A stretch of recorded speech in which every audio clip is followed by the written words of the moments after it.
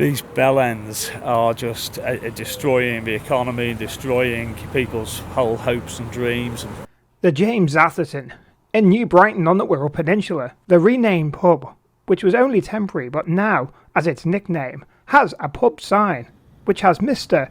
Boris Johnson, Mr. Matt Hancock, and Mr. Dominic Cummings, with 3 large bells on their heads. Right, so here we are with the owner of the aptly named BellEnds, or the 3 BellEnds. So what was the inspired decision to change the name of it? It was about last year sometime, wasn't it? What made you think of it in the first place? Well, we did it when the lockdown happened, and we'd just basically done the first lockdown, so the second lockdown, so it's the second time I had to get all the staff together and tell them that we were shutting and we didn't know when we were going to be reopened.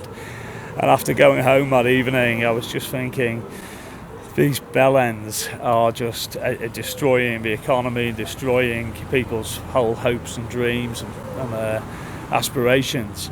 And I just thought, I'm going to change the name of the pub. So we rang my mate Carl, who's got a sign making factory in Aintree, my designer who designs all our logos and things, and I came up with the idea.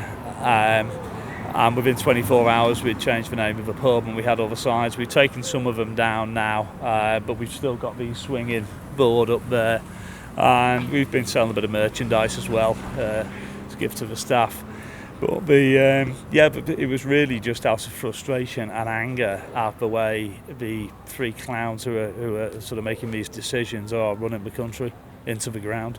But since restrictions have lifted again and the pub reopens, it may not be long before all restrictions are lifted. This is likely to be between June the 21st, 2021 and 2035. Only the 3 BellEnds know the answer to this. So where can people get this merchandise? You're still selling it now, or do you have to come down? Pub, we're selling it in the pub. You can come down and get it online. And it was really a reaction to the to the situation, and the hospitality industry were open now again, which is good. But we've basically had a very difficult 12 months, not just us, but up and down the country, with people trying to trying to get the livelihoods back going, and of course live music festivals and things are still not open yet, which is another thing that they need to rectify. Yeah. So I believe also you've had a mention on national TV, and also did you get into any trouble with calling it this? Yeah, we've been. It went to virtually every continent. So I did interviews with over in America, on American TV and Australian, radio and things like this.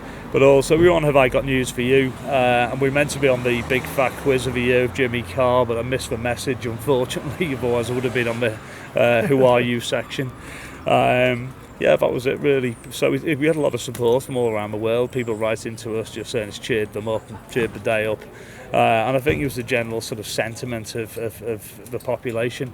We did have a few raised eyebrows, particularly in government. I suppose you could only expect that.